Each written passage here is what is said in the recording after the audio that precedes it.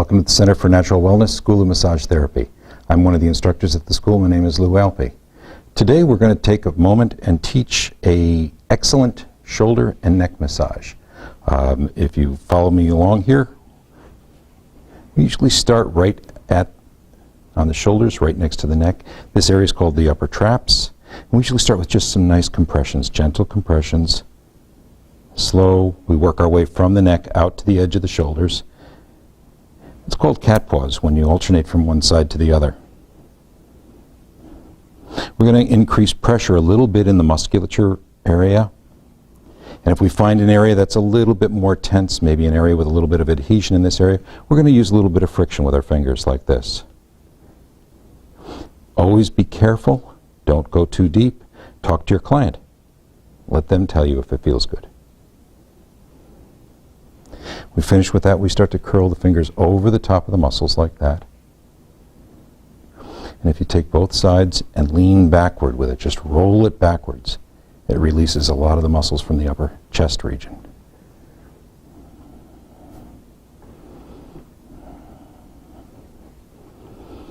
From there, we're going to continue up through the neck.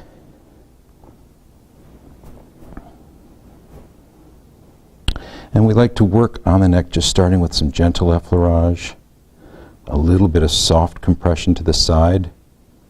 Be very gentle. This area can be very tender to people.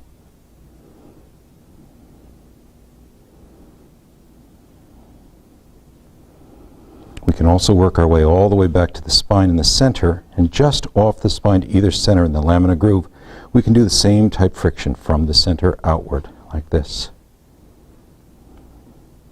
Again, be very gentle.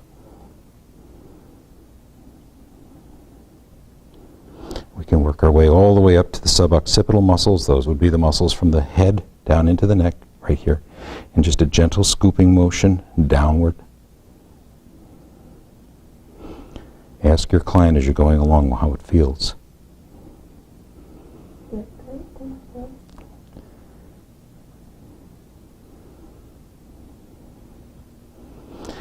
And we can usually finish up with a scalp massage.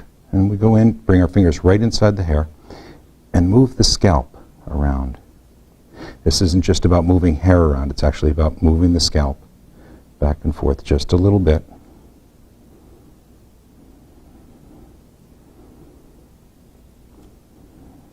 And what I like to do to finish that up is just to continue by doing the same thing that we've done, a little bit of everything. Compressions on the way down. If you want to put a little bit more pressure in, use your forearms and roll with them. And back to the compression here. And there you have it. Shoulder and neck massage. I hope you've enjoyed this video. Have a great day. Usually when we start with a hand and forearm, we use a little bit of lubricant. Just a little. You don't want to get too much. And just spread it over the entire area. Support the arm. Work on the hand. It's good to have a couple of towels underneath if you're just going to be working on the arm. That way you can keep the arm stable. We're going to use just a little bit of effleurage all the way up.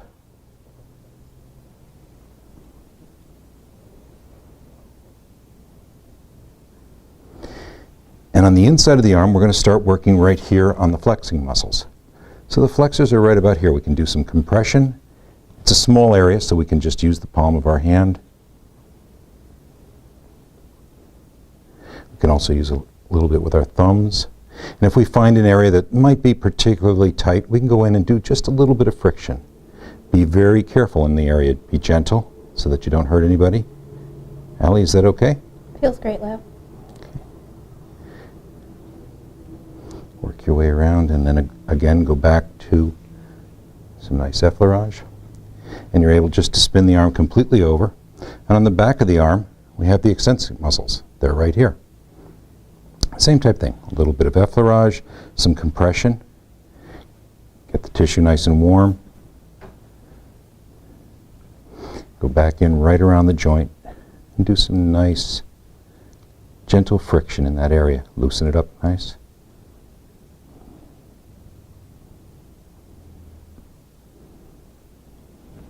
and finish up with some warming effleurage. After that, it's good to do some stretching. So what we're going to do is stretch the muscles one at a time, just the way we did them. So we're going to bring the wrist all the way up and start by pinning here, pulling the wrist down slightly. We're going to use a pin and stretch for the extensors. So you just work your way across.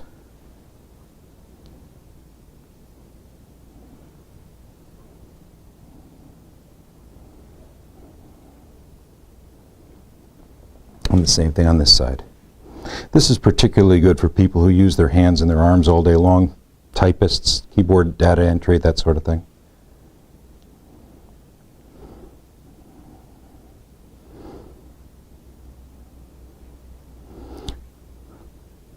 Take some time and work the wrist. A little bit of warming effleurage. Some nice range of motion. Bring the wrist all the way through its range. Loosen it up for the person a little bit.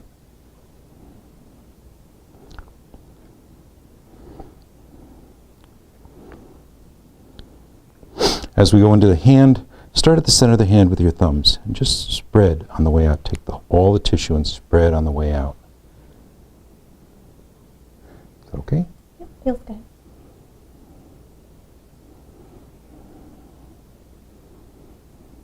You're going to work each one of the fingers individually. So I'm going to work down the finger this way. And we're going to work the next one, and so on.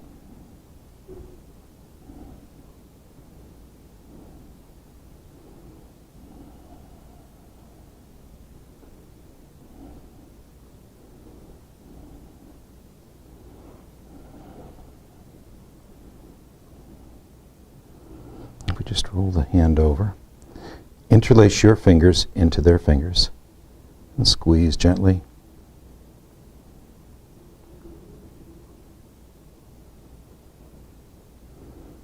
Work in between the bones. You can feel each of the bones to the individual fingers in the back of the hand. Just work in between them gently.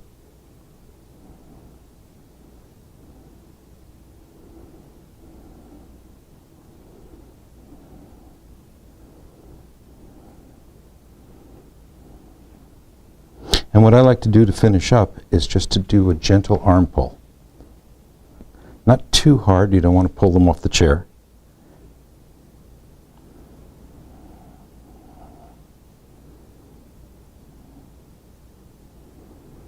Place the hand back down. And we finish for today. And so that is a hand and a forearm massage. I hope you've enjoyed it. Now go out and enjoy the rest of your day. My client's going to take a nice deep breath in as I ground myself.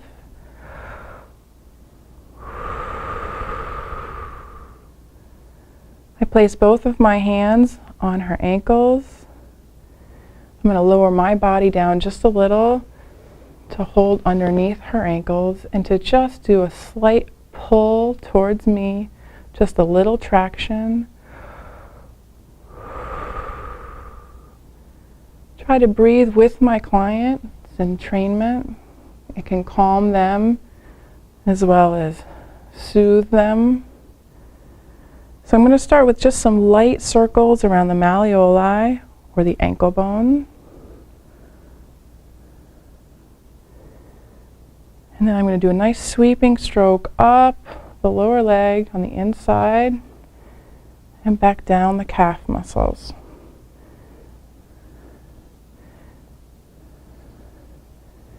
I'm doing this dry at first just to get a feel for her tissue, to feel that there's warmth or depth or coldness anywhere. Add a small amount of lubricant. I start at the toes and work my way down the foot, around the heel, and up the lower leg. Let's start at the lower leg. We're going to work on the anterior side of the leg. This is a very slow, deliberate stroke. Some would say like a moving friction or a deep effleurage. To the side of the bone, never on it. That would be too sharp. You may see the tissue color change. That's showing that you're bringing blood to the area. You can now do a little petrissage or kneading of the muscle from behind. I'm still holding her ankle to give her support. Work your way down towards the ankle and change hands, and this way you can get to the medial muscle.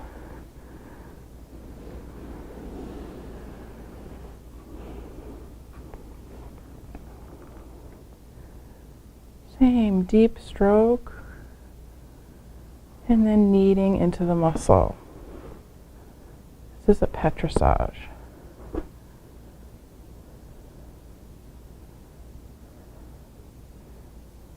Work your way back down to the Achilles tendon.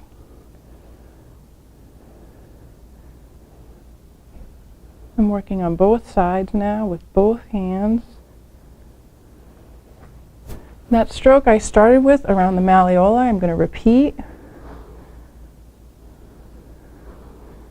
To have a single stroke repeated a few times in different areas of a massage can bring a feeling of balance to the client. We're now going to move to the foot. My hands are going across the front or the top of the foot. And then I'm going to open it up, bending it across opposite the arch.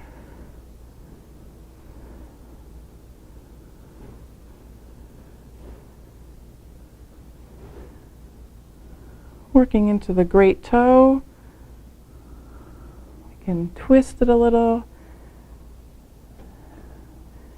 and snap it off. We repeat this with each toe. Do keep in mind to have your hand that's resting still on your client. Should not be floating in space.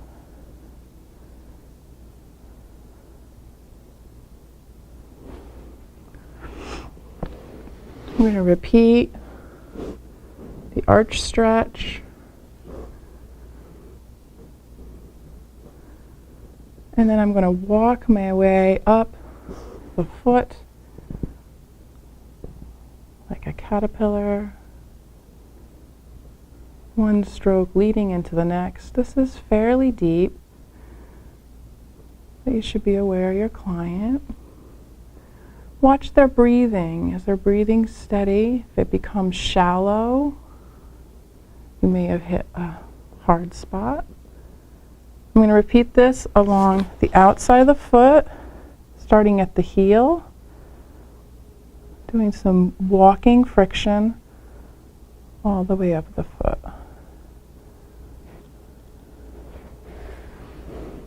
How's my client doing? Excellent. Checking in verbally is always a good idea.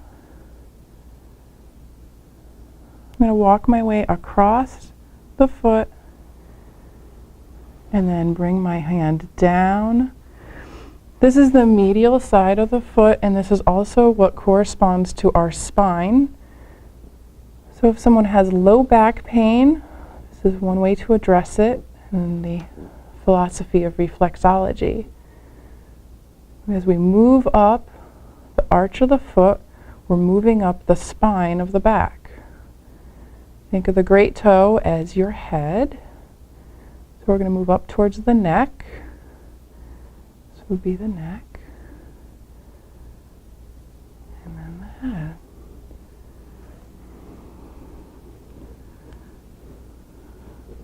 I'm just doing some general strokes to just move all that fluid out.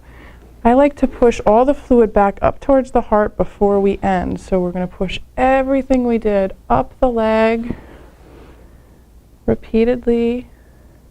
The return stroke is nice and gentle and soft, not much pressure. Remember that sometimes people are ticklish on their feet, so when you do a light stroke, you need to keep that in mind. And then I would move to this other foot. Enjoy your day. We're going to work on a face massage today. We're going to start with our clients laying face up, having a bolster. Start with my hands on both shoulders. Just taking a deep breath with my client. Now I'm going to just move into cat pause, which is just a slight downward pressure on the shoulders, alternating the shoulders. One way to learn this is to watch your cat. I'm going to move in towards the spine. So now I'm on the traps. Notice I made a fist. This just brings a little bit more pressure in to the traps.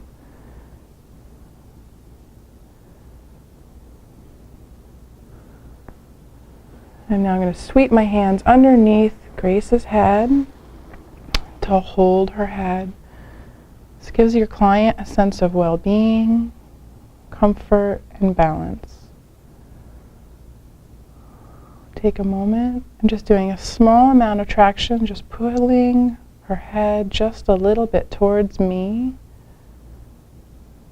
And then I'm going to rest her head back down on the table. One way to start is actually called prayer hands. So you put your hands like this, and the heels of your hands rest on the forehead gently. All strokes in the face should be very gentle. You do not need any lubricant. The natural oils of the face are enough. You should always ask permission from the client, which we received already from Grace, before touching someone, especially their face or head. Now moving around the temples in a circular fashion. This is a little bit deeper than what I did with the prayer hands. I'm going to come back to this move a few times. Now I'm going to move to the eyebrows. So I start in towards the middle. My fingers on either side of the eye orbit.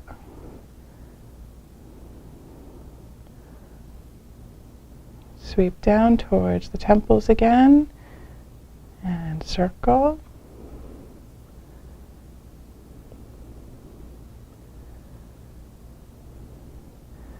I like to sweep on either side of the nose, so the bridge of the nose. Come down under the eyes. You can then use 2 fingers and then add a third. This pressure is light to medium. Come up the cheekbone to the temples again. You'll notice that there's a little more red tone in the face. That's because the blood is coming up to the surface with the warmth and the pressure. Now I'm going to come on either side of the nose, down around the mouth, and towards the chin. It's almost like a pinching, just a sweep on either side of the chin and the jawline. You can bring this straight up to the earlobes, which brings us to a nice gentle ear pull. Just bring it lightly down towards the feet. Come to the middle ear and bring it towards the table. The top of the ear, bring it towards you. And then just press right on the face, just by the ear, and just press that up towards the sky. One nice way to end the face massage is to actually do some nice gentle hair pulls and circular motion in the hair. This is a light friction. I use all my fingers and my fingertips. Once I've gone around with some circles, that's when I can do the pulling. What I think of is I just want to see the roots just come up a little bit. You can actually see the face move. This isn't sudden, this is very calm. We're going to end with just a hold on the shoulders. Take a deep breath.